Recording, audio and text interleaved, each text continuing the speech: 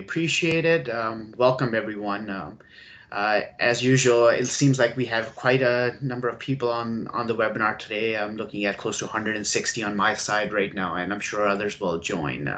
As Chris said, and as you can see on your screen, we are on webinar 5 of 8, and from based on the people that are attending, a lot of you have attended previous webinars in the past. As usual, we do have a waiting list for those who cannot get on, and at the end of the webinar, we will share our deck with everyone. Before I begin, I am going to do a land acknowledgement. I'm currently located in the city of Toronto, and I would like to acknowledge that the land that I'm presenting on is the traditional territory of many First Nations peoples, including the Mississaugas of the Credit, the Anishinaabe, the Chippewa, the Haudenosaunee, and the Huron-Wendat. And it is also home to many First Nations, Inuit, and Métis communities. We also acknowledge that Toronto is covered by Treaty 13 of the Mississaugas and the Credit. I would also like to acknowledge that many others on this team's call are attending from across the province and on other traditional lands of the First Nations and Métis communities. That said, I'll get into the presentation itself. And I may be looking on this side on my bigger screen. And throughout today's presentation, we'll go over, as Chris said, the overview of the regulatory components of the registry itself, who needs to file, why you need to file, when you need to file. We'll go over the role of the Resource Productivity Recovery Authority, RPRA or RPRA. And as Chris said, those folks are also online. And their responsibility is developing and maintaining the regulation itself, and we'll go through some training that they will be providing in the future. We'll talk about the project reuse and residential development soil depot notices and the components associated to them, and then we'll talk about once again the launch and training. We'll have a little health break. We'll do some Q's and A's, and we'll go from there. As Rima has already put in the chat, anytime throughout this presentation, you can put your questions in there, and Rima will be assisting me with doing the Q's and A's at the end. One thing to focus on is, as this is webinar number 5 of 9, please do keep the questions associated to the registry itself. I know that we have a lot of folks talking about various scenarios. We'd like to focus on the registry today. I'm just one person of a big team at MECP, and you can see everyone's name. We're going to put everyone on mute except me. Sorry, let's try that again. I'm just one member of a big, larger team at the ministry, including many people from policy, standards, legal, record site conditions / brownfields, approvals, and operations. A lot of these people are also on the line if there are some tough questions that I can't answer. Just a friendly reminder that this presentation is intended to be a brief summary of the Excess Soil Regulation and the registry. This presentation is for the purpose and should not be considered as legal advice. And I am human. I will likely make mistakes. So if there's any inconsistencies with my presentation, the regulation always takes precedence. So if I do make a mistake, please do call me out on it. We're all learning here.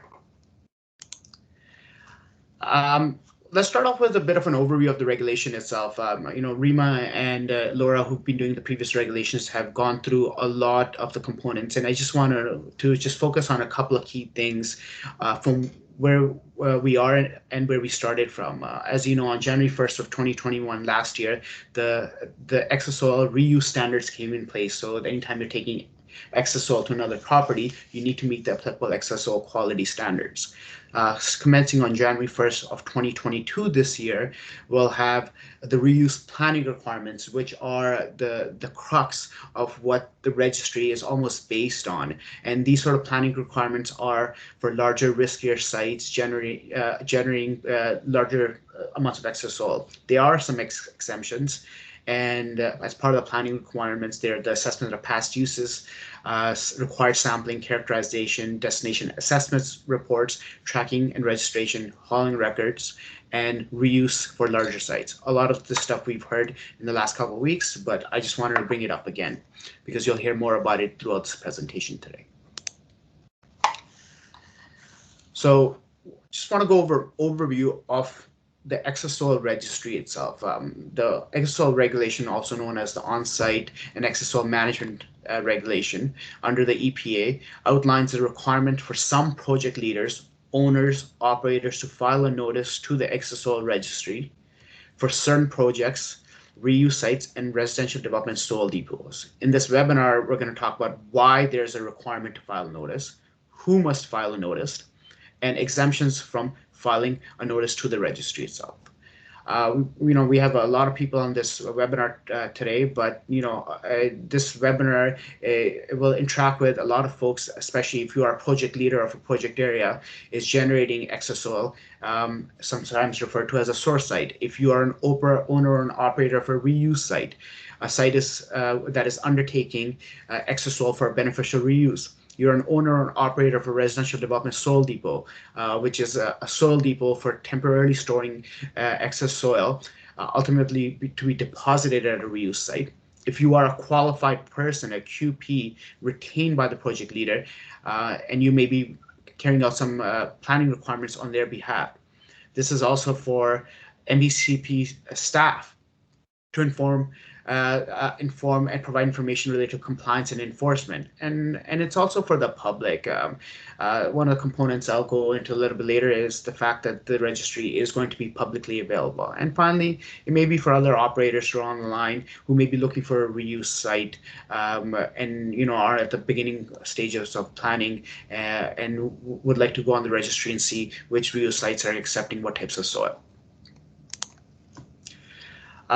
Before we even go into the regulatory requirements, we do want to make that connection to RPRA or RPRA. In March of this year, the Minister of the Environment directed the authority, RPRA or RPRA, to develop and implement and maintain a registry for regulated persons to file their notices. This direction letter is available on the RPRA's website, and there's a link there. And owners, operators, and project leaders are authorized, and other authorized people who need to access the registry can find out more about the registry itself on RPRA's website, and the link is there. Once again, as Chris alluded, and I started my presentation, RPRA has a major role into the registry itself, and their role is listed there, including operating the registry to enable the regulated community to comply with the registration and notice filings. It also enables the ministry, us, to access the notices and associated data, enables the public to access the same data. They set their fees and collect fees in a transparent and consolidated way to recover the costs associated. And they support stakeholders with training resources to enable effective and efficient use of the registry itself. Public access to the notice, as I told you folks that I'd get there. So one of the key components of the registry is to provide greater transparency for the public. As we go throughout this webinar, you'll hear about all the requirements that go into the notices filed to the registry itself. And all these notices will be publicly available free of charge on the Excess Soil Registry website. And for more information, you can go on RPRA's link over there to find out some more information. So let's get into sort of the regulatory requirements. As of January 1st, 2022, which is, we're less than 2 months away from that, project leaders for projects prescribed under the regulation, will need to file a notice to the registry. The notice will include information on their site, their excess soil quality standard, and the destinations where their excess soil is going. In addition, owners and operators of reuse sites prescribed by the regulation, will also need to file a notice to the registry. And once again, they'll have to add information related to their site and where the soil is coming to at their site. And finally, owners and operators of residential development soil depots will need to file a notice to their site as well.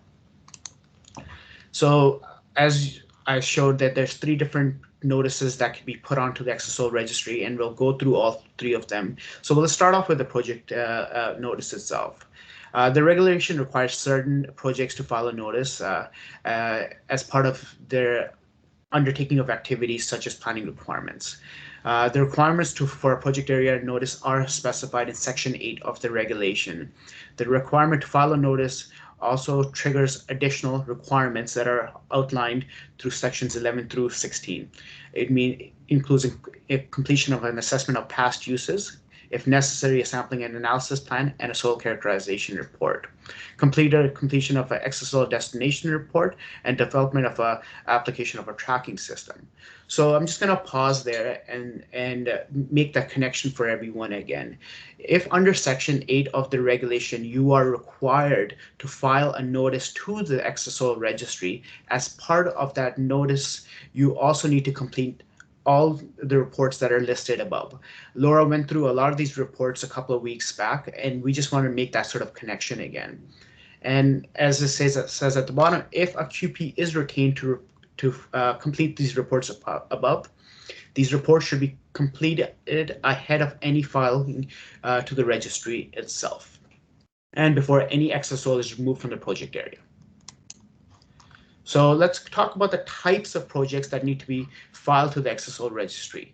And generally, these are larger projects in scale. They're generating a lot more excess soil. Some may have contamination. And specifically, we have a qualitative and a quantitative threshold of who needs to file. Generally, excess soil projects that are generating greater than 2,000 cubic meters of excess soil within a settlement area, such as a city and towns.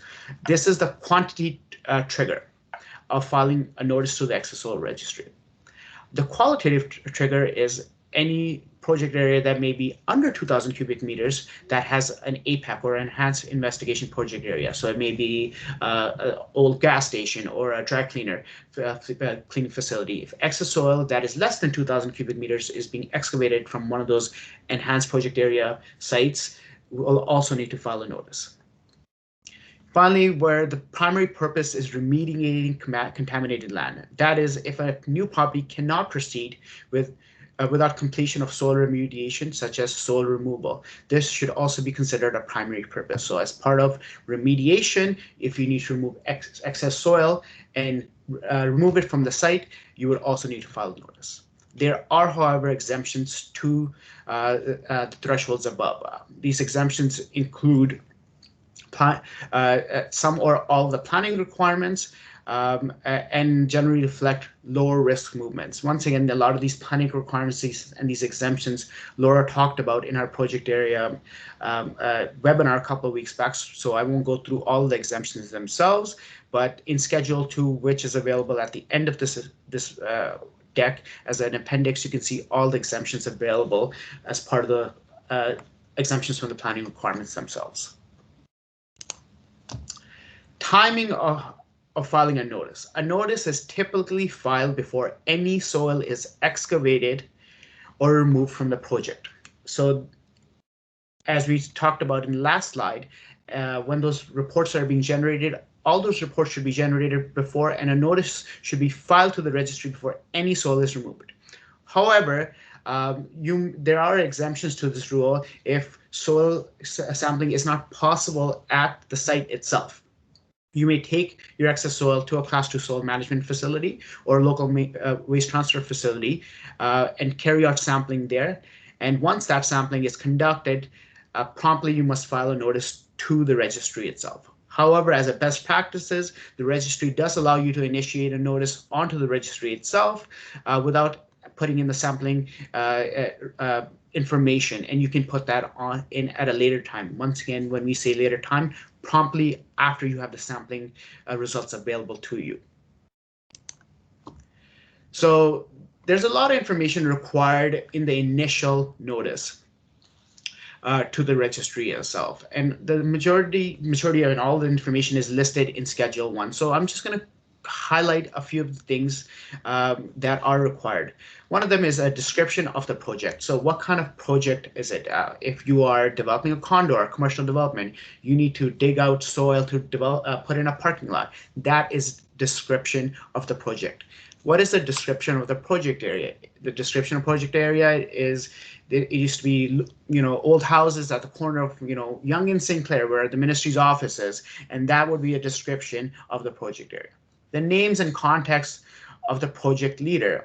Once again, we've gone through this definition of a project leader, and it's also included in this webinar later in the slideshows itself.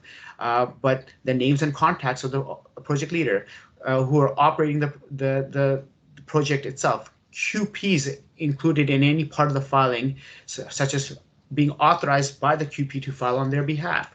And we'll talk a little bit more about having others file for you. The intended location and description of the destinations where the excess soil is going to.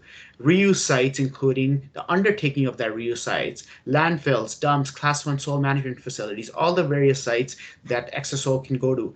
All those need to be listed in the registry itself as part of the notice filing. The applicable excess soil quality standard and the quantity of the soil that is being removed. So, I am removing 4,000 cubic meters of table 2.1 soil. That needs to be listed onto the registry itself. And if applicable, a peer review or certification process if needed as required by the registry. And finally, a declaration by a project leader stating that all the information that you've provided is true. Once again, we'll go through later in the slideshow of other individuals being able to file to the registry itself beyond the project leader, and that may be an authorized person. In this context, a declaration does need to be signed by a project leader, but it may be facilitated by an authorized person. So beyond the initial sort of filing that you've carried out, you may have to do an updated filing. As I said, you may have to update your applicable excess soil quality standard based on the sampling, or you may have to finalize your filing. This finalization or updating of the filing notice is to identify new planned excess soil sites that weren't likely entered before. Within 30 days of completion of the project itself, also once all excess soil movement has ended at the project area, you need to close off your notice. This includes how much excess soil was removed, where was it sent, where was it sent. Within 30 days of finding any inaccuracies about the information you've already put on the notice, you may need to update that. And you may want to reconfirm or upload a new declaration if anything has changed. So once again, everyone needs to do an initial notice and everyone needs to do a final notice. Some folks, if they need to update information, may need to update a notice. And this is the information on this slide deck. That tells you all the information that may need to be updated or finalized once you close off your notice. So this is an FAQ, but I thought I'd bring it up earlier in the process. Excess soil going to a landfill. If all of your excess soil from a project area is being disposed at a landfill and it's not going to a reuse site, there's still a requirement for you to file a notice to the registry. However, there is an exemption under Schedule 2. So if you are taking less than 100 cubic meters of excess soil to a landfill, you do not need to file a notice. So now we have to start thinking about the scenarios again. If you hit the quantitative threshold of greater than 2,000 cubic meters, but the entire amount is going to a landfill, you need to file a notice. If you are excavating less than 2,000 cubic meters but greater than 100 and it's coming from an APEC, then you also need to file a notice, even though it's all going to a landfill. So there may be some nuances there, but this is the basic information right there. So filing requirements for reuse sites. We had a reuse site presentation a couple of weeks ago and talked about what is entailed at a reuse site. But however, we need to just focus on the fact that a reuse site can accept excess soil for the purposes of a beneficial reuse as part of the undertaking. This undertaking of beneficial reuse may include backfill, raising the grade of land, planning developments for infrastructure projects, or rehabilitation. Some reuse sites are accepting a large amount of excess soil and may need to file a notice to the registry itself. And the notice must begin before the reuse site starts accepting any excess soil. So let's talk about the requirements itself. The requirements are listed out in section 19 of our regulation, and primarily this is a quantitative based threshold. So if you are an excess reuse site that is going to be accepting greater than 10,000 cubic meters of excess soil, you will need to file a notice to the registry itself. In addition to filing a notice to the registry, section 19 also asks you to establish procedures on accounting for every load of excess soil that is coming to your reuse site. So once again, I will make it clear again, if you are a reuse site accepting greater than 10,000 cubic meters of excess soil, you must file a notice to the registry itself. However, there are exemptions as always. These exemptions include if your reuse site is part of an undertaking related to an infrastructure project. So if your soil is coming from an infrastructure project and it's going to a reuse site for an infrastructure project, then you are exempted. However, there is also another exemption in relation to if you already have a reuse site in place before January 1st, 2022. And the example we'll provide is that you are going to be accepting 11,000 cubic meters over the course of your lifespan of your reuse site. 9,000 cubic meters has already been accepted before January 1st, 2022. That means you will only be accepting 2,000 after. You do not need to file an XSL quality. You do not need to file a notice to the registry itself. However, if your site is already in operation and you will accept greater than 10,000 cubic meters in after January 1st, 2022, you do need to file a notice. So a lot of the reuse sites are multi-year processes, and you may be accepting 500,000, 2 million, 10 million, and you are at the beginning or the tail end. As long as you are accepting more than 10,000 cubic meters of excess soil after January 1st, 2022, you need to file a notice to the Excess Soil Registry. As I explained as part of the project area notice, there's an initial notice, an updated notice, and a final notice. So we'll talk about the initial notice for the reuse site. All the information listed is part of section 19 of the regulation, and that this includes a description of a reuse site, including the name and narrative description and current and future property use. So example, there I have a pit. Is my current, the current use of the pit is, accepting reuse, accepting excess soil. I'm going to grade it for agricultural use purposes, or I'm going to grade it for a community center, or I'm going to grade it for a residential development. That is the future use. Description of the undertaking itself, including the scope, duration, purpose of the beneficial purpose. Once again, as part of that, I will accept excess soil until 2027. I expect to accept close to 2 million cubic meters of excess soil, and my beneficial purpose is to grade it to build a community center. Additional information you need to add is the location of the property, the amount and quality of the excess soil. So once again, how much excess soil you are going to accept over the duration of the lifespan of the reuse site itself, in addition to what is the applicable excess soil quality standard. So I'm just going to pause there for a second. As a reuse site owner or operator, once you put a notice onto the registry, you will put in the type of soil you can accept.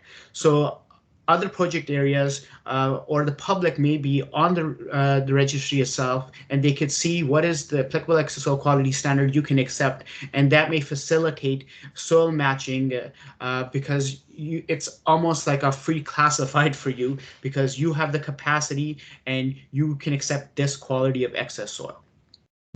Moving forward, the contact information of the QP that developed any site-specific quality standard through a BRAD or a risk assessment. Information on a site-specific instrument governing the site. So you may have a municipal bylaw that governs your site. You may have a conservation authority instrument that governs your site. You need to provide the information related to that instrument. The estimated date and time of the first load when excess soil will be deposited. So if it's a new reuse site that is coming into place after January 1st, 2022, you will forecast the first load. If the reuse site is already in place, then you will provide the information when the first load of excess soil was first came to that reuse site itself.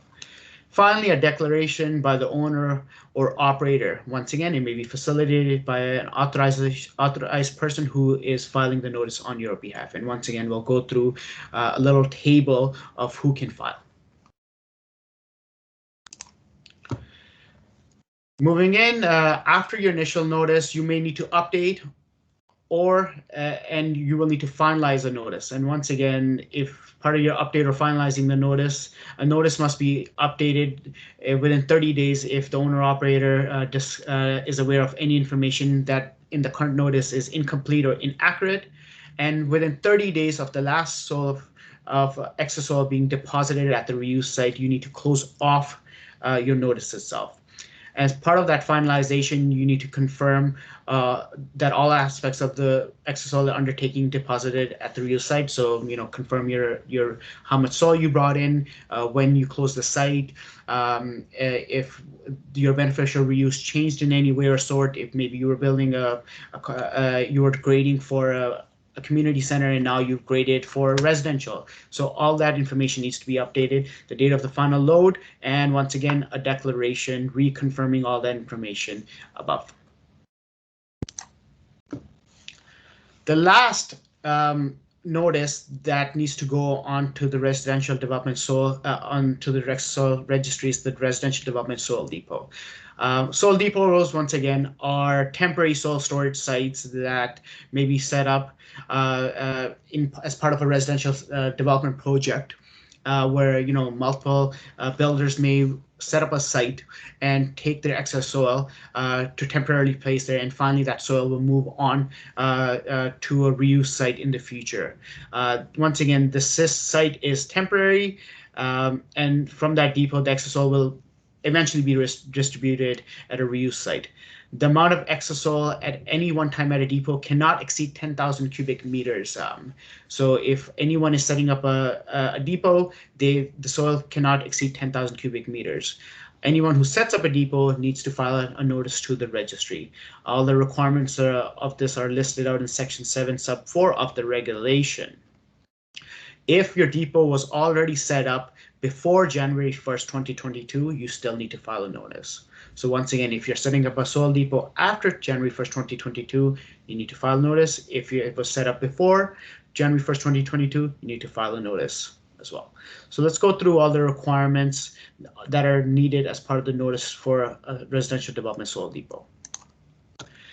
Once again, all this information is included in section 7 sub 4 of the regulation, and you need the following information: a description of the depot, including the name, narrative description, and the address, contact information of the owner or operator, date of the operation, when did you start accepting excess soil at the reuse depot, the total expected total amount of excess soil to be stored on site, including any inventory that was deposited before January 1st, 2022. Just a gentle reminder, you can only have 10,000 cubic meters on that site. So if your depot was in place before January 1st, 2022, you may have put 8,000 and you have another 2,000 next month. After you hit that 10,000 cubic threshold, you cannot bring in any more soil to that depot. And once again, a declaration by the owner or operator of the depot.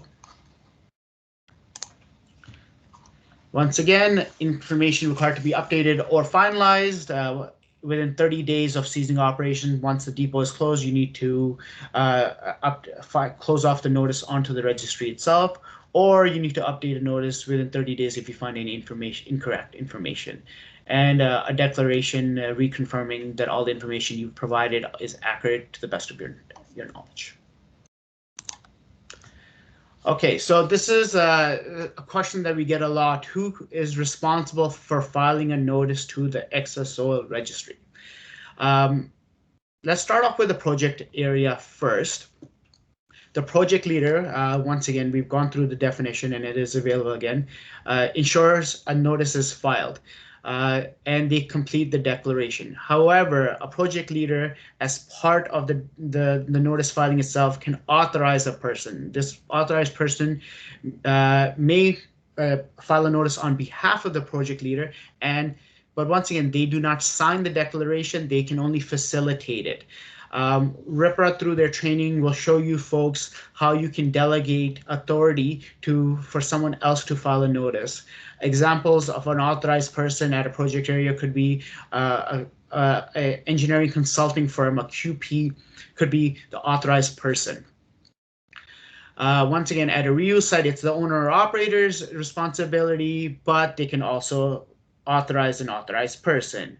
Same goes with residential development soil depots. It's the owner and operator's responsibility, but they can also delegate it down to an authorized person.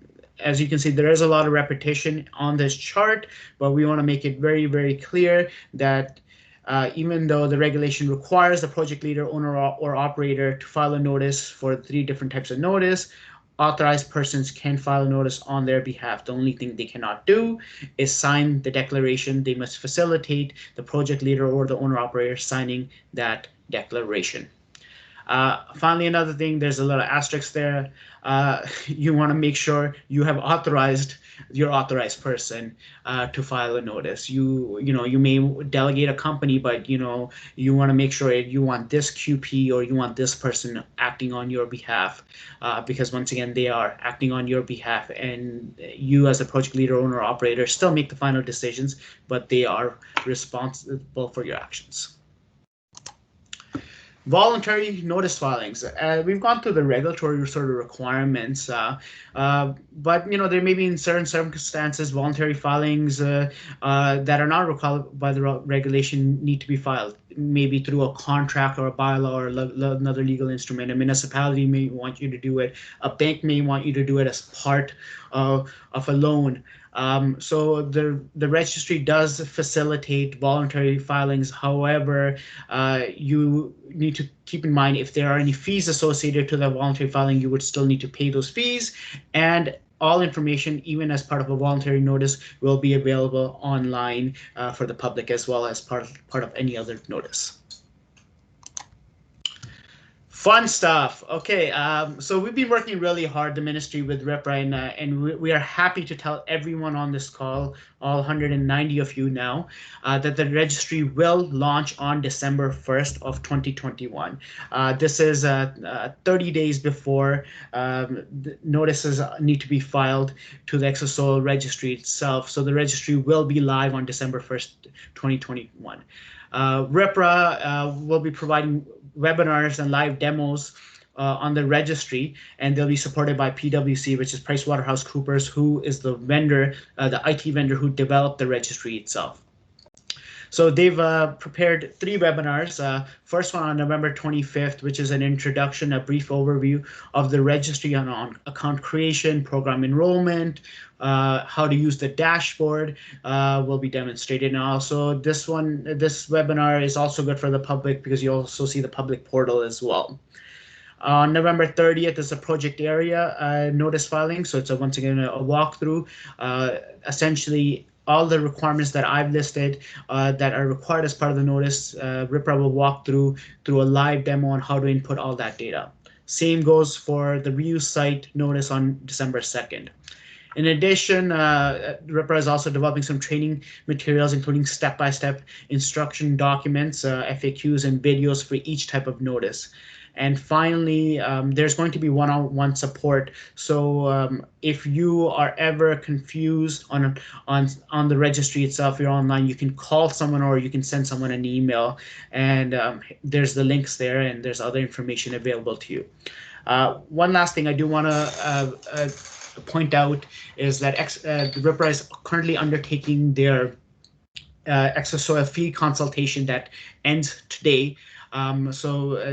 I'll provide links later on in this presentation. You could see what what sort of fees that RPRA is proposing for next year's registry, and the commenting period started in late September and it ends today. So if you have a passion to provide a comment to RPRA, you can do that today. Key definitions, I'll put them up there. I won't necessarily go through all of them.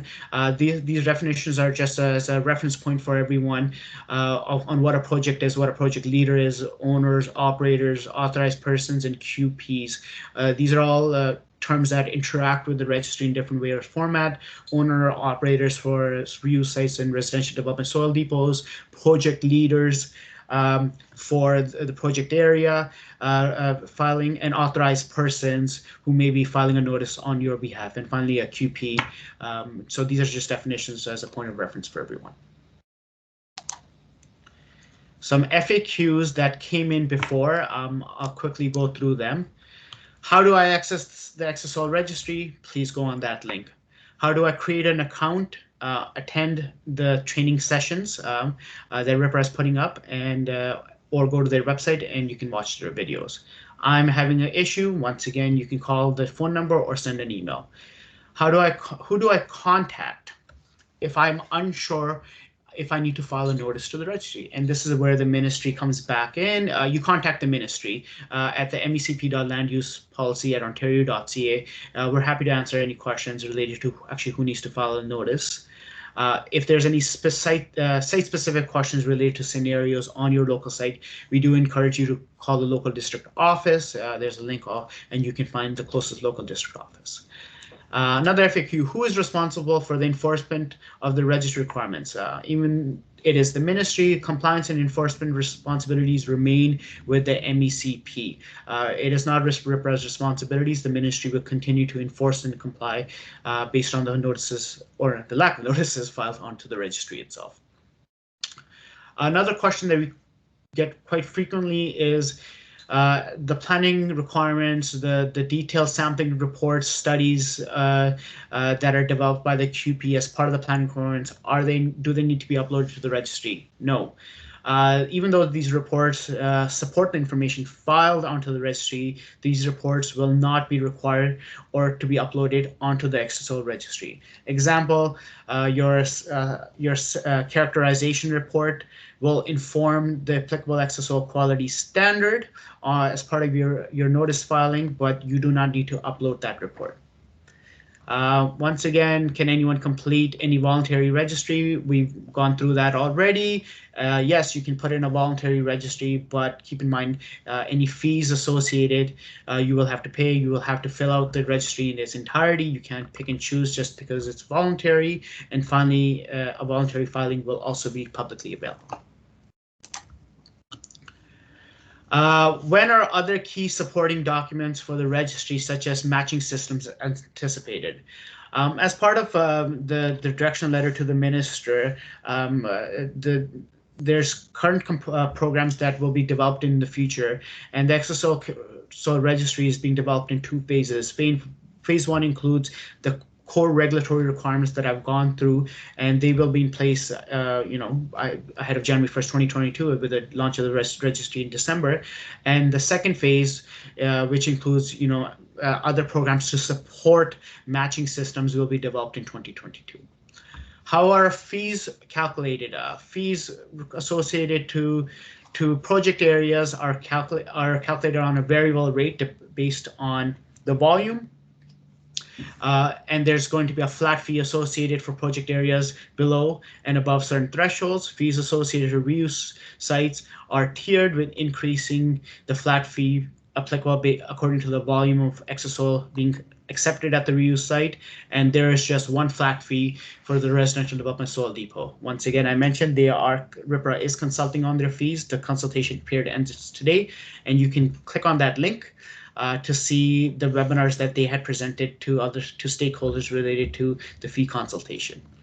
When will fees be charged? Fees are charged upon completion of the initial notice. That's why we took the time to talk about the initial notice, update / and final notice. So the fees will be charged in the initial notice. However, take an example of a reuse site notice. If you are expecting to accept X amount of excess soil, you pay a certain fee as your initial notice, but as part of your final notice, you have accepted, 20, 30, 50, a million cubic meters more, your fees may need to be adjusted, and you may pay an updated fee as part of your final notice. And once again, RPRA explains all that as part of their webinars, which are available on the link above. I think that was a lot from me. I feel like I've been talking for an hour now, so I would like to give everyone, I guess it's 9:45, so let's give everyone a 10-minute break and let's come back at 9:55. Let's come back at 9:55 and we'll start taking the questions that folks have been putting in as part of the Q's and A's. Thank you so much.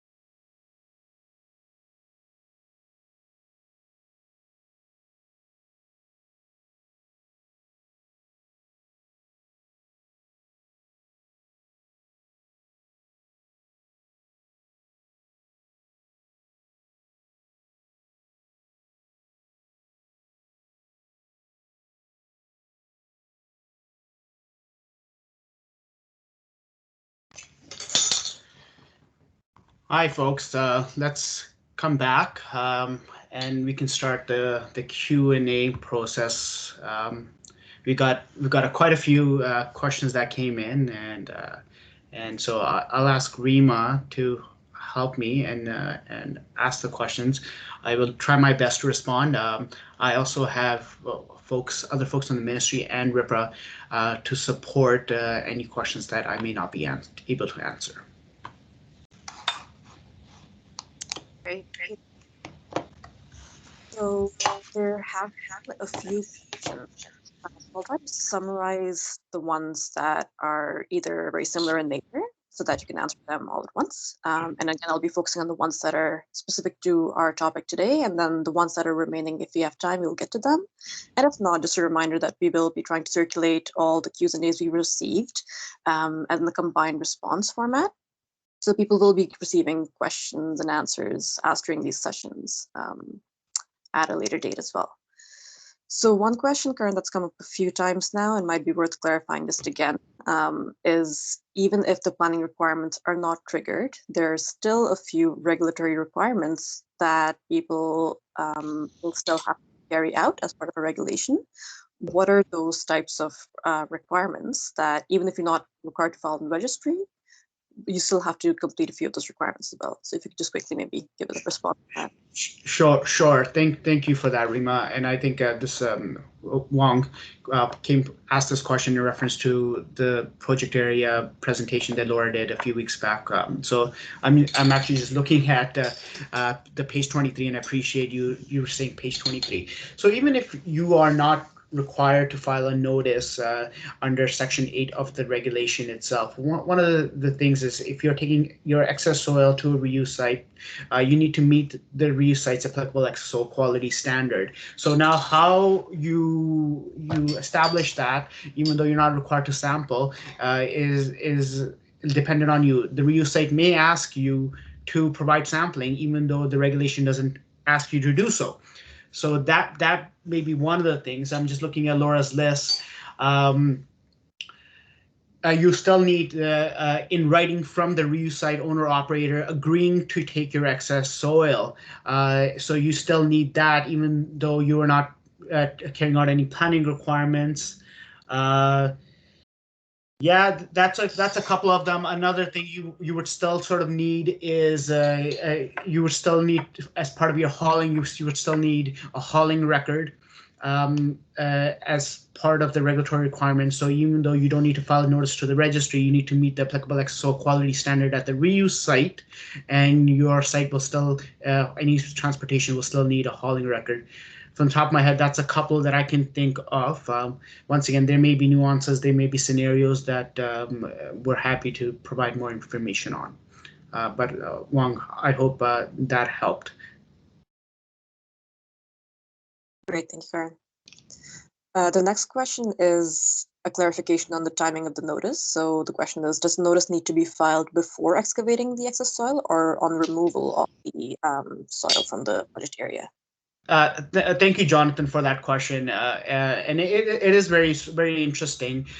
So when we look at this question, we almost look at what is excess soil. The definition of excess soil is soil that is excess to the project itself. So it is being excavated and removed. So I think the way to answer that question is until that soil is not removed from that property, it's not sort of considered excess soil. So in terms of filing a notice, if you have the space, Jonathan, I don't know how much space there is in our cities anymore to be just excavating and stockpiling on site.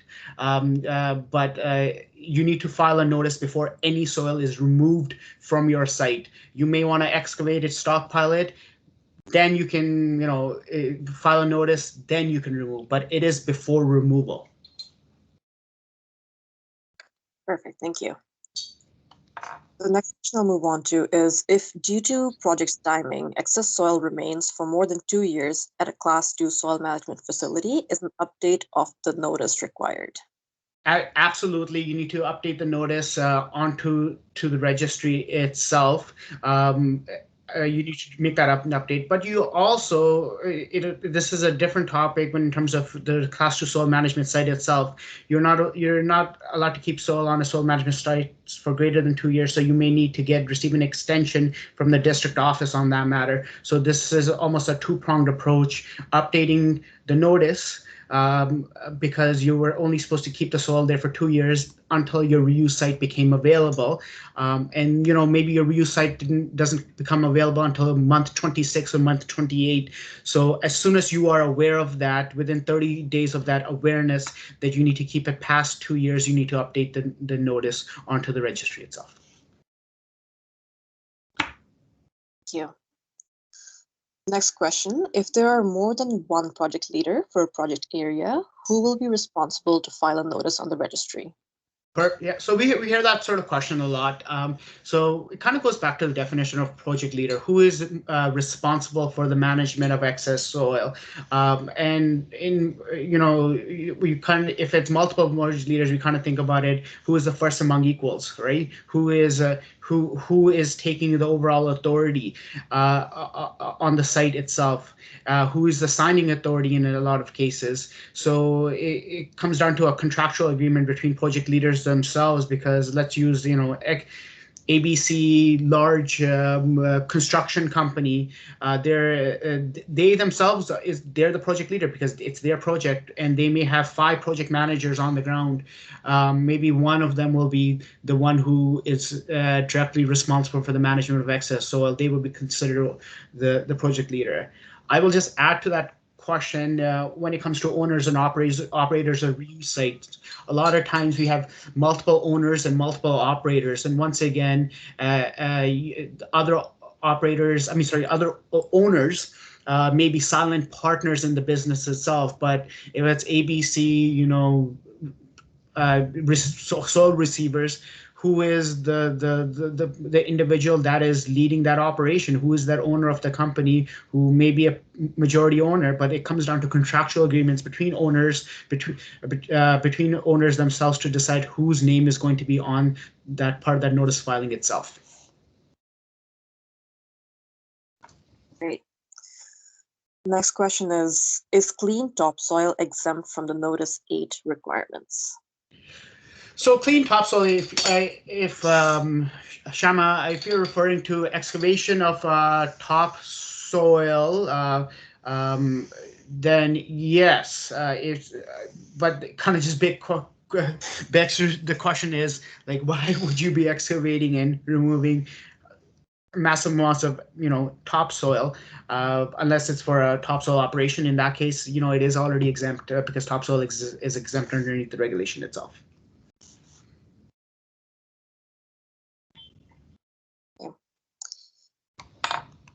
Next question is, when would a peer review or certification process be applicable for a project area to file a notice? Sure.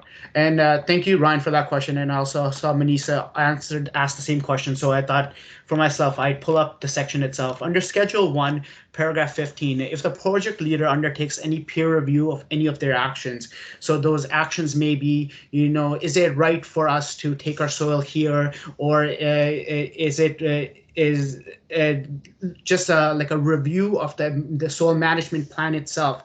Larger projects may develop a soil management plan and have a QP or a consulting firm peer review this entire process of their plan. So that peer review, if anyone has done it, then you need to provide that peer reviewer's information as part of the notice, and that's all available in paragraph 15 of Schedule 1 of the regulation itself. Hi, Karan. It's Chris. I think just around the topsoil question, just a little bit of additional information. As far as topsoil and being subject to the regulation, if it's topsoil coming from an aggregate site, it's just purely not part of the regulation. There are also exemptions from planning requirements for topsoil under Schedule 2, but it's not as broad as just all topsoil I'm just trying to find it quickly, but basically, yeah, so the topsoil is transported directly to a reuse site to be used as topsoil. So it's a little bit, sort of a little bit narrower than just topsoil will never have to register. If topsoil is being taken somewhere either as waste or general fill, not topsoil, then it could be subject to the notice requirements. Thank you for that clarification, Chris. Okay. And the individual who asked the question, if there's a scenario and you need greater clarification, you can always send us an email and we can provide that clarification for you. Thanks, Karen. The next question has to do with another question we sometimes receive around settlement areas versus non-settlement areas. If the project leader is rehabilitating or replacing a bridge on a rural road that's not located in a settlement area, and the amount of soil to be removed is greater than 2,000 cubic meters, do the planning requirements in the registry still apply? The soil impacted with these type of projects.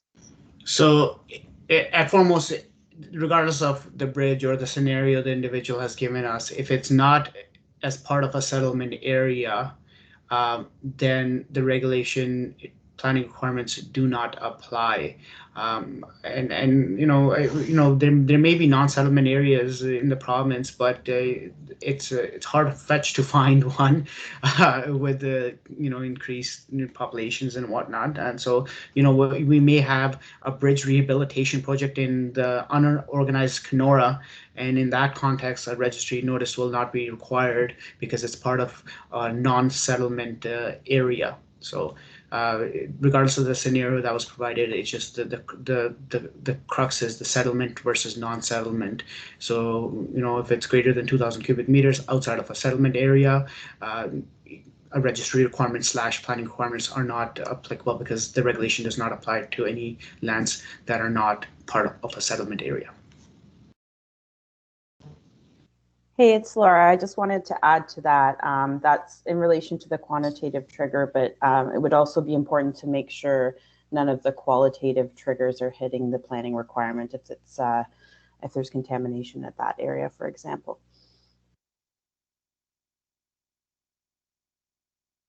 Great, thanks, Karen and Laura.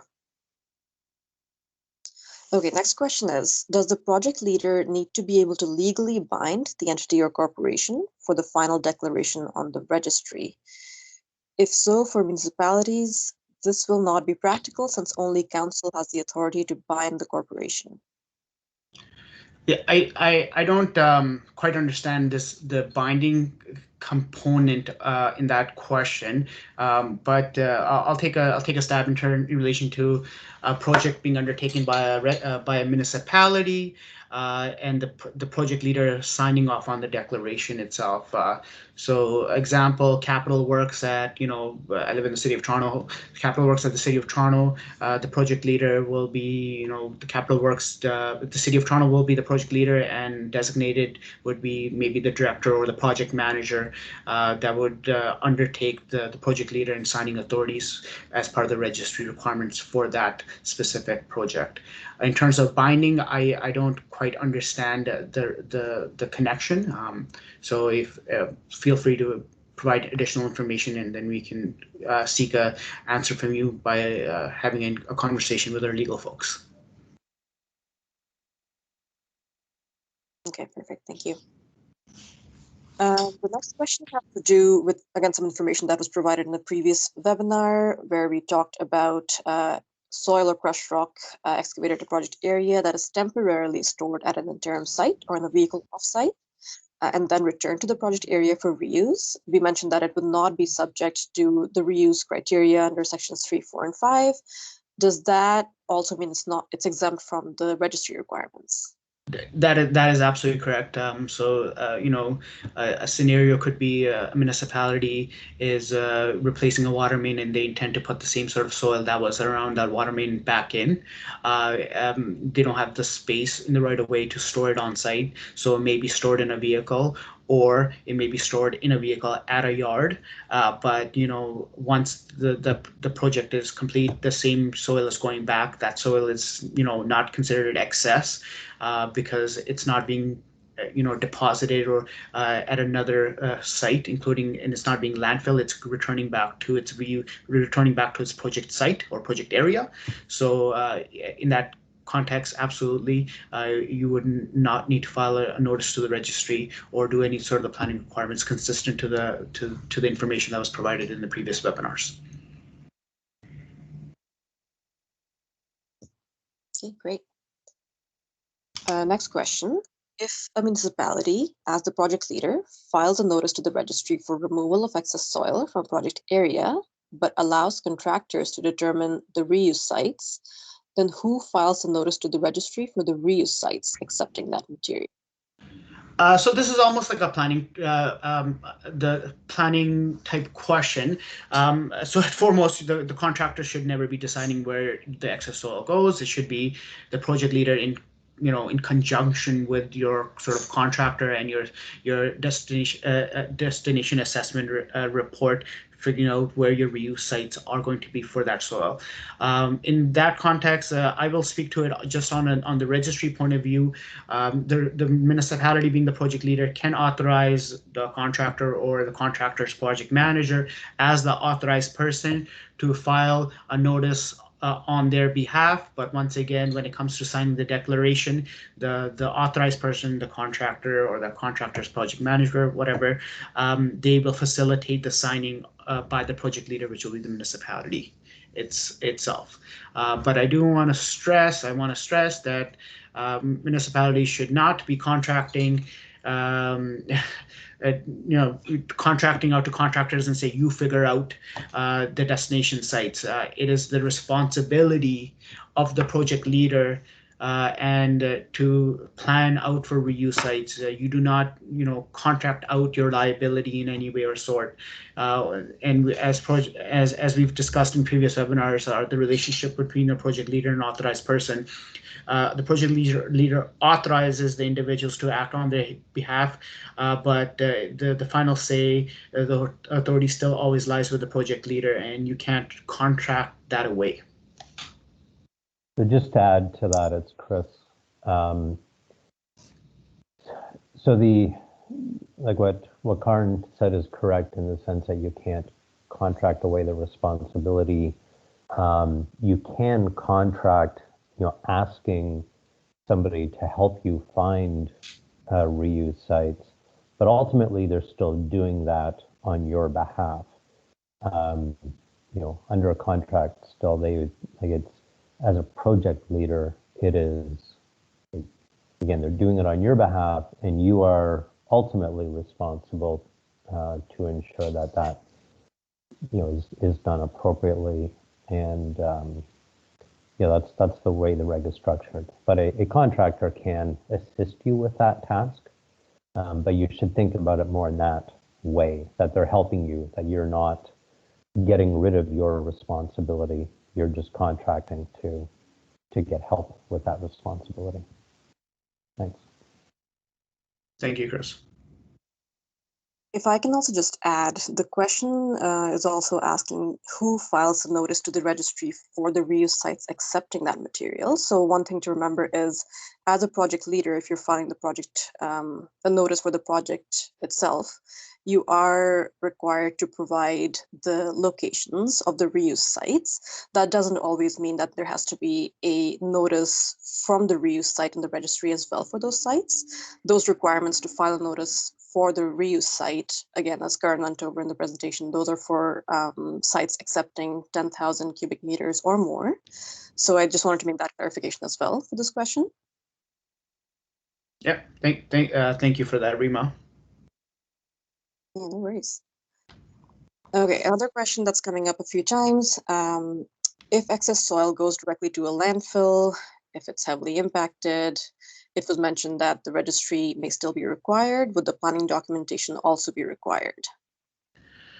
As we talked about it, if it's less than 100 cubic meters, you do not need to file a notice to the registry. But if planning is required, depending on if planning is required or greater than 100 cubic meters, say of impacted soil, you would still need to do the planning requirements and file a notice to the registry, even if your one destination site on the registry notice is ABC landfill in X municipality. So yes, you would still need to file a notice. And the reason why And we I put, guess, and sorry, I was just going to add on to, and the reason why we sort of put this 100 cubic meter threshold is, if someone is digging in their backyard and they're just taking soil to a landfill or a municipal landfill, they shouldn't be, and it's under 100 cubic meters, they really shouldn't be forced to fill out a notice to the registry. thanks. I just wanted to point out that in regards to the planning documentation required, under the rules document, we do have a little bit of a flexibility for QPs who have determined that the soil is heavily impacted and is not fit for reuse. They can use modified minimum frequencies and sampling as outlined in the rules document. So there is a little bit of flexibility if the soil is not fit for reuse and it's just going to a landfill, then there is a section in the rules document that speaks to that. So even with the flexibility of the sampling itself, once again, you would still be required to file a notice to the registry. You just wouldn't need to follow the same sort of frequencies in terms of sampling if the soil is heavily contaminated and the destination is going to be a landfill. Okay, continuing on the landfill questions. Does a 10,000 cubic meter exemption for notice apply to landfills that are receiving soil for beneficial use, such as temporary or permanent cover, even though a landfill cannot be defined as a reuse site? And what are the requirements for notices for landfill owners that are receiving excess soil? So most landfills in the province of Ontario have some sort of a landfill ECA on their site and approval.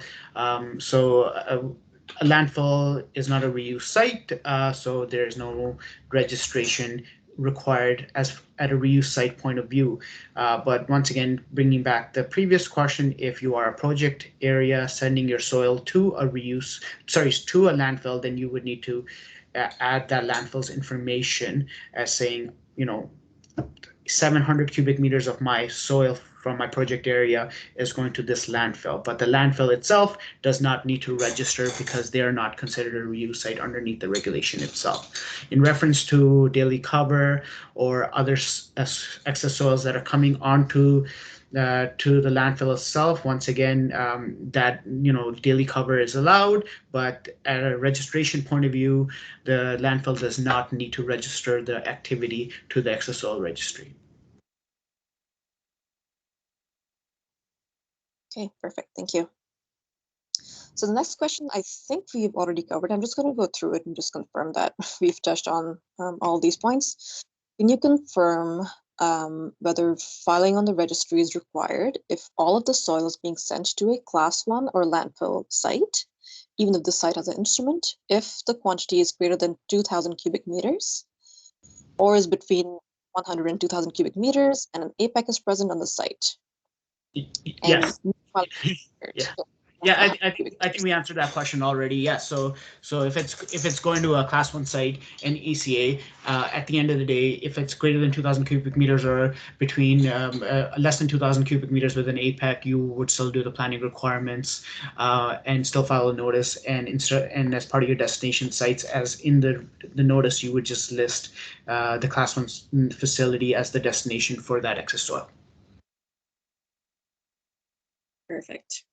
But we do want to Okay, encourage everyone. Sorry, but we do want to encourage everyone to find beneficial homes for and reuse of their excess soil. As much as class 1 sites may be easy as they're already there, it's always good to beneficially reuse your excess soil and find a beneficial home for it.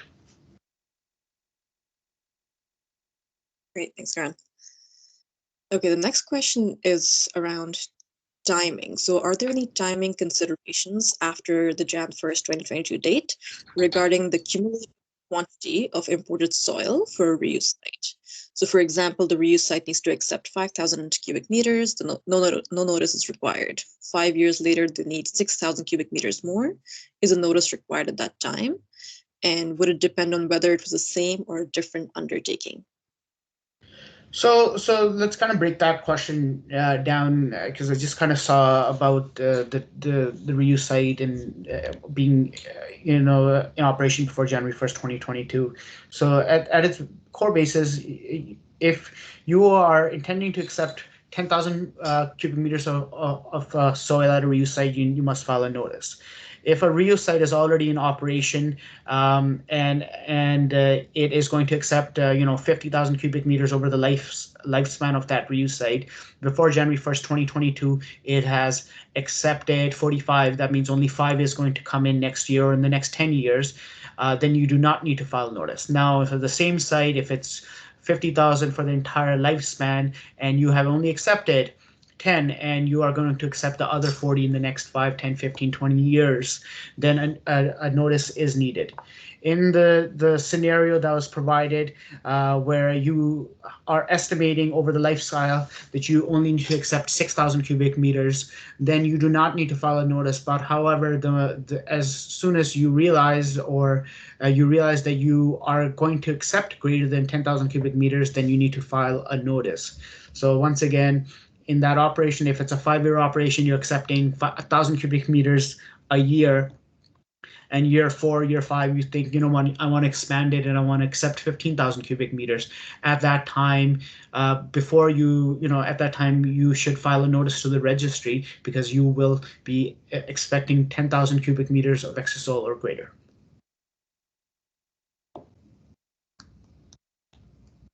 And the last part of that question was just would it depend on whether it was the same or a different undertaking, and it's in regards to an undertaking. So if it should be the same one that you're receiving. That is correct. It should be for this. It should be for the same undertaking. Yeah.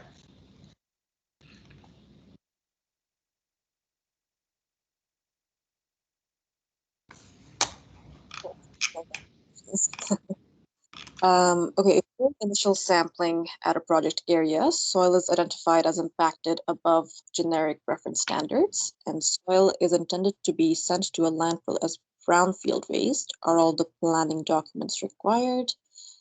Does the sampling frequency listed under 406 apply to impacted soil being managed as brownfield waste? So I think we, again, did cover this actually for soil that's going to a landfill. We did. We did, and just for everyone's information, we're going to be having a webinar for QPs, I guess, next week. And so, if there's any scenario, frequency type questions related to how much to sample, when to sample, all those could be sent to our land use account, and we'll do our best to have them as part of our FAQs for that webinar.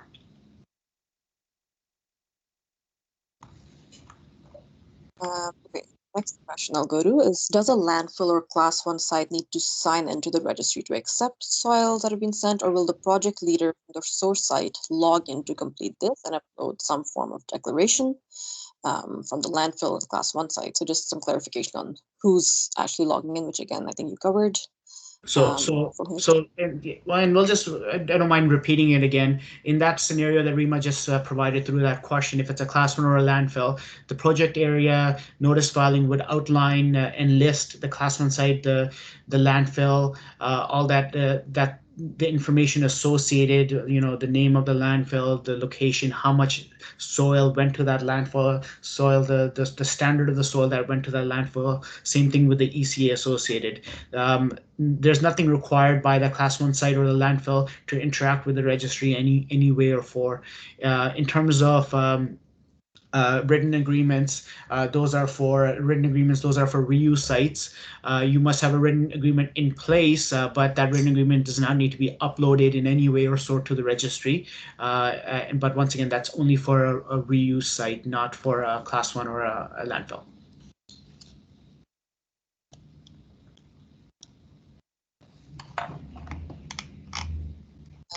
Currently have a soil depot with more than 10,000 cubic meters, will you need to reduce the size of the depot by Jan 1st, 2022? And maybe this is I'll ask I don't know if Andrew or someone else is from approvals is on the line right now. Underneath our regulation, a residential development soil depot can only have a maximum of 10,000 cubic meters. If it has greater than 10,000 cubic meters, it's no longer considered a residential development soil depot, and you may need an approval associated from the ministry to continue operation of such depot. But the regulation has a limit of 10,000 cubic meters for such depot, and any depot that is established must be registered to the Excess Soil Registry. I don't know if someone from approvals is online, if they want to provide any additional context related to depots with greater than 10,000 cubic meters. I'm not sure that they are actually, Karen. But if there's more questions on this, yeah, if there's more questions, we're happy to answer them. Once again, our regulation limits the amount of excess soil at a depot to 10,000 cubic meters. So if your depot has greater than 10,000 cubic meters, you are in contravention of the regulation, and you may need some other approval associated. Yeah. Okay. Next question. On the registry for reuse site notices, we will need to note the applicable excess soil quality standards. If the applicable standards for the reuse sites are not the standards table 3.1 or 2.1, etc., due to site-specific instruments, will there be an option to include these site-specific standards in the registry? Absolutely, absolutely. So you could have so when you are filing a reuse site notice, if you have a generic excess soil quality standard out of the soil rules document, you will input that standard. If it's a site-specific standard that is developed underneath a BRAT or a risk assessment, or a standard outlined from a site instrument that the site is governed, then you will be able to add that information to the registry. Yeah, just to clarify, that the information would be about who developed those standards. So I don't think the actual standards would be included, correct? The site-specific just the standards. information associated to the BRAT, the RA, and the issuing authority of the instrument itself. So let's I'll use a quick example. The city of Brampton says this is your standard for this site. You wouldn't generally put in the standard and all the control measures associated to that site. You would just put in city issuing authority, city of Brampton. This is the instrument number, the name of the corporation or owner operator that received the instrument from the city of Brampton. And once again, on the webinar for reuse sites that is going to be carried out by RPRA on November 30th, they will go through the reuse site filing and show you how to add information related to a site-specific standard from an RA, BRAT, or a site instrument. Perfect. Thank you, Karen. Okay, the next question I'll move on to is about infrastructure projects. So what is the expectation for current infrastructure projects, for example, LRT, that generates more than 10,000 cubic meters? Now, the project started 2 years ago and will continue until 2023. So in that, so the LRT example right there, because the project's already started, and they're already excavating and removing soil. I assume that there's a contract in place, so a project area notice is not needed for the LRT. But if that's excess soil is going to a reuse site that is going to be accepting greater than 10,000 cubic meters, and that reuse site is, I don't know, privately owned by X corporation, the soil from that LRT, regardless of from the LRT, any site will need to register to the notice itself. Put in a reuse site notice to the registry.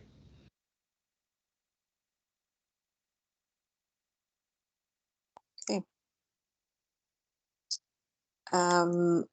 Are green infrastructure projects, so parks, exempt from requirements like the registry and notification? So yeah, planning requirements and a notification.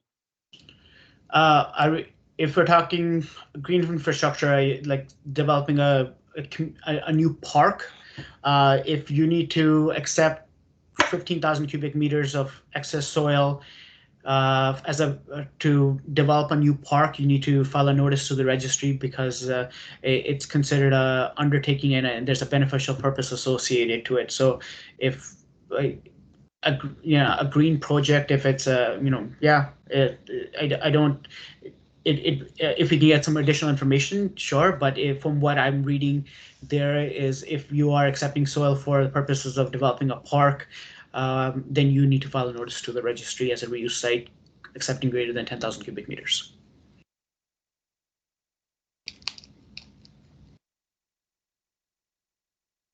Yeah, there's just some additional, I guess, for the planning requirements, specifically under section 14 of our regulation, which does exempt you from needing to carry out certain planning requirements if, the soil for the project area is from a sensitive site use and it's being taken to an equally sensitive or a less sensitive site use. That might apply. Again, I'm not sure of the specifics of this project, but that would be one place to look at. But even in that case, notification to the registry might still be required, but you might get some exemption from the planning requirements. So I'd encourage you to look at section 14 of our regulation for that. And yeah, so once again, when it comes to planning requirements, there are exemptions that you may not need to characterize as much. There's that exemption for or that flexibility for landfills. There's also flexibility for soil coming from green fields or under a certain table. But regardless of the exemptions within the planning requirements themselves, the notice to the registry is still required if you need to undertake any of those planning requirements, regardless of the level of the requirements being undertaken between sections 12 through 14.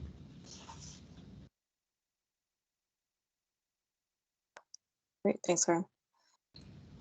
Next question. What notification is required prior to hauling liquid soils to a processing depot? So I assume they mean class 1 site. So this one's interesting. If let's go to let's start off with a quantitative threshold. I assume you are excavating 2,000 cubic meters or greater of excess soil that happens to be liquid in nature. As part of the regulation, that soil needs to be dried. That soil needs to be dried, and there's information available in the regulation of where and how it needs to be dried. But at a registry notification point of view, once that that liquid soil is dried and is considered excess, then you still when you remove it from the site, you still file a notice to the registry. Rima, is there any additional information on that one that we can give a not a vague answer? No, I think you're right. Those triggers would still apply if you're hauling liquid soil that meets those triggers. There's that one requirement in the regulation of Schedule 1 for information needed to provide for your notice about if you have used any substances like natural or non-natural polymers for dewatering or solidification, and if any of that is used the project area, you would need to provide some information around that if that applies. So I'm not sure again what the exact situation here is, but that's something to keep in mind on the registry requirements if you are using any substances for dewatering or solidification of liquid soil. And yeah, as, I think that. and thank you for bringing dewatering and solidification of soil. So as part of the registry notice itself for project area, and as you folks will see on November 30th, part of the project area notice webinar, when you are adding a dewatering or solidifying agent, such as a natural and non-natural polymer, you would have to enter that sort of information of what the natural or non-natural polymer is that you used for the purposes of dewatering or solidification when you're processing liquid soil.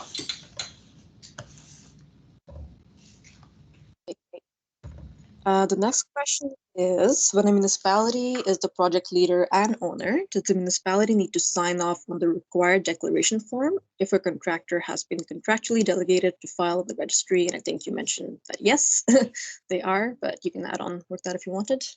No, I think that's it. If it's the project leader in that example is the municipality. The municipality would need to sign the declaration. The contractor can facilitate the signing of the declaration. They can interact with the registry, and as Chris mentioned in his response previously, the contractor can assist in helping find reuse sites, and they could be the one interacting with the registry. But if the project leader is still the municipality, and it's the municipality as the project leader who signs the declaration confirming the information provided to the authorized person was true, and all the information provided to the registry as part of the notice was true.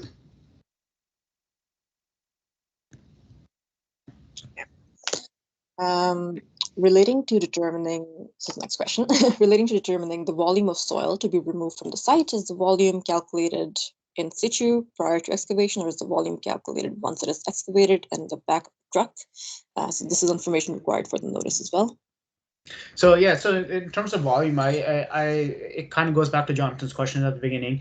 Is it excavation or removal? It's the amount of excess soil that is you are removing from the project area itself. That's how we would look at volume.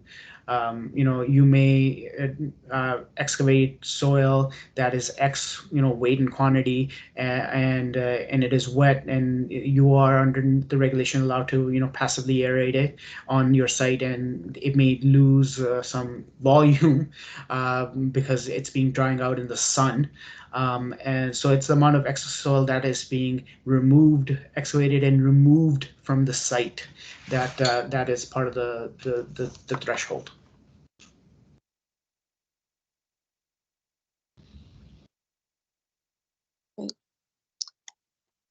We bring large amounts of topsoil in as part of a project focused on habitat rehabilitation. I take it from the answer that we can continue to purchase this topsoil and import it to our site. Well, that's I guess not quite. Sorry, I didn't get that. Sorry, I was reading the question. I realized it's not quite related to the registry. Okay. But I think there's a few questions that are on topsoil. But again, if you have, you want to discuss that with us more, Sure. or the other requirements of the regulation, you can do that as well. Yeah. Okay. Just going through the questions.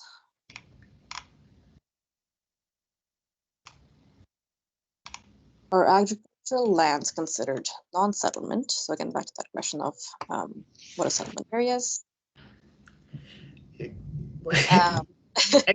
Once again, Jonathan, it's especially in the GTHA centric component, it's hard to find agricultural lands that are non-settlement. I can drive from here to drive from here to Sudbury, notwithstanding the First Nations communities that I would drive through those traditional lands. It'd be hard to find. Karen, do you want me to help with that answer? Sure. Yeah. Around settlement areas.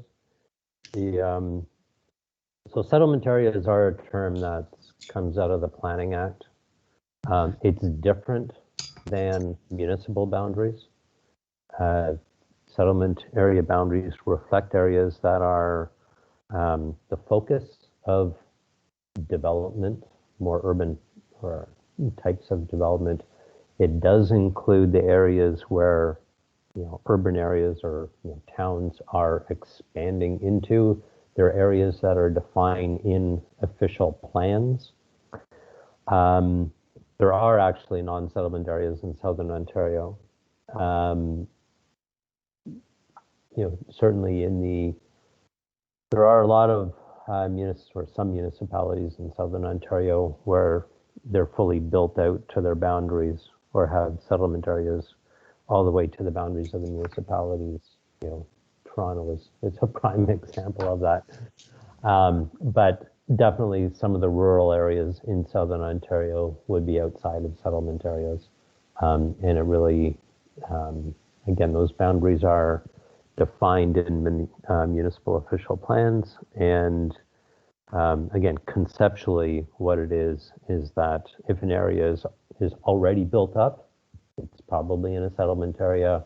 And if it's an area that's designated for development, in the next 20 or 30 years in an official plan, it's probably in a settlement area. So all those, the greenfield expansion types of development would typically be in a settlement area, but a quite rural area, even in southern Ontario, that is not expected to have development for quite a while. Those could be outside of the settlement area, and you can check with the municipality if you're curious whether or not you're in a settlement area. So thanks. Thank you for that, Chris. Thank you. The next few things in the chat are more comments relating to municipalities acting as project leaders and the declaration that they might have to sign. So these are really good comments. I think we'll take this back and review this as well. So thank you for putting that into the chat, Rod and Jeff. We'll definitely be considering this information and we provide additional guidance as needed for how to complete declarations for municipalities. But the next question that I might move on to is, for a reuse site, what did you mean by undertaking? I understood that the registry is required regardless of how different project it comes from. Is that correct? Over the life of an aggregate bit fill, fill may come in from many different projects. Maybe I'll ask Laura to take this one in context to because I think she did a great job explaining undertaking on the reuse site webinar on a couple of weeks back. If Laura, you want to take that one? Hi, Rima. Would you mind just repeating that? Yeah, sure, Laura. So for a reuse site, what is meant by undertaking? I understood that the registry is required regardless of how many different projects it comes from. Is that correct? Over the life of an aggregate bit, the fill may come in from many different projects. So I think what this question is asking is whether the details from an aggregate pit would need to be added to the registry. So if projects are generating soil and sending them to aggregate pits as a receiving site, then they would be identified in the registry. I don't know, Rima, you actually did that reuse site one. I don't know if there's anything else. Oh, sorry. From your end. It's okay. I'm sorry, Laura. I'm sorry. It's all good. Yeah. No worries. Yeah. So for a reuse site, undertaking is just, it's the word that we use for reuse sites. It's similar to a project, but it's the need for excess soil for a beneficial purpose. That's what we mean by an undertaking. For a long-term project, reuse site that is accepting soil from various different sites and it is in excess of 10,000 cubic meters after Jan 1st, the registry, a notice in the registry will be required. I do want to note that noting down each different project area or source site that the reuse site is accepting from, that information isn't required in the registry, but it is required as part of the other procedures that these larger reuse sites have to undertake to track information about where the soil is coming from to their site. So yes, you do need to keep track of that, not necessarily through the registry, but as part of just your fill management plan, the procedures that are required under the regulation, you are required to keep track of where the soil is coming from. So I think that should answer the question.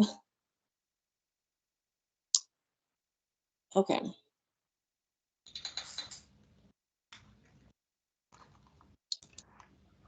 So please. I was going to say we have about 10 minutes left. So if we have a few more questions. Yeah, I'll go over a few more that are relating to the topic and see where we stand on time. The next question I'll move to is asking, please confirm that the tracking requirements for each load of soil outlined in section 16 of the regulations of the tracking system will not interact with the registry. Is it the responsibility of the project leader to prepare and keep records relating to tracking? That's correct. That's correct.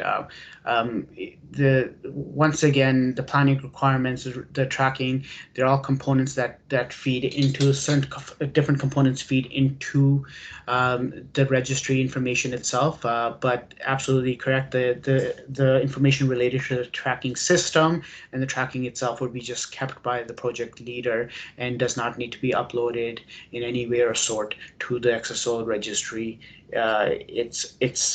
itself. One of the examples that I can give in relation to information associated as part of your tracking system, you may have a person who's responsible for transportation at your project area, at your project site, and you may have that person's information in part of your tracking system, and when you're filing out a notice for the project area, you will have to add in that person's information as the individual responsible for transportation from excess soil leaving the project area. But the tracking system and the components and the reports associated are not needed to be uploaded anyway or so to the registry.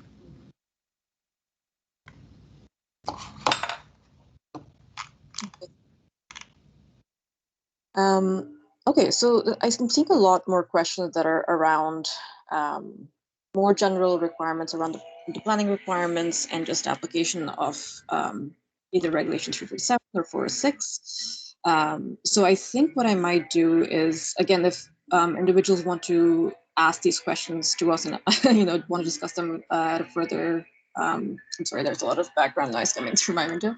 But feel free to email us these questions. But again, as I mentioned before, we will be trying to combine these, group them together where we're getting similar questions over the different webinars, and be providing these responses to attendees and people on the waitlist as well. So we will be getting that back to you. So I think at this point, maybe Garrett, if you wanted to go over the remaining slides that you have, and then we can.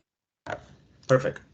Thank you, Rima, and thank you for everyone who's asked the questions. Once again, as Rima stated, we will develop a Q&A document that we'll share at a later time. So I'll just go through the rest of my slides. I do want to highlight some additional resources that are available to folks, managing excess soil. There's the Government of Ontario, the Ministry's page on handling excess soil, the Ontario Provincial Standard OPSS 180, that's by MTO. There's a link for the RPRA's website for the registry. In addition, this past year, the ministry funded a few organizations to develop some best management practices. From the few that I want to highlight is by ONIA, the Ontario Environment Industry Association. They have best practices and templates for hauling, and a sample or template hauling record that's available. There's also best practices for temporary sites, such as Class 2 sites, and there's also best practices for qualified persons as well. In addition, the Ontario Society of Professional Engineers developed a best practices guide for aggregate pit quarry rehabilitation, and that report is also available over there. And in addition, the Canadian Urban Institute has an excess soil bylaw language tool that looks at bylaws across the province or at various municipalities. And if you're a municipality looking to, update your, bylaws related to excess soil, there's a lot of information available through the Canadian Urban Institute. And finally, OSGA, which is the Ontario Society of Sandstone and Gravel Association, developed a document on excess soil management for pits and quarries and accepting soil at pits and quarries, and that link is also available. Finally, I just wanted to provide our coordinates for Laura, myself, Rima, on the policy side. At our operational point of view, we have from Lisa, we have Paul from Standards and Approvals, we have Andrew, and on Brownfields, we have Dean.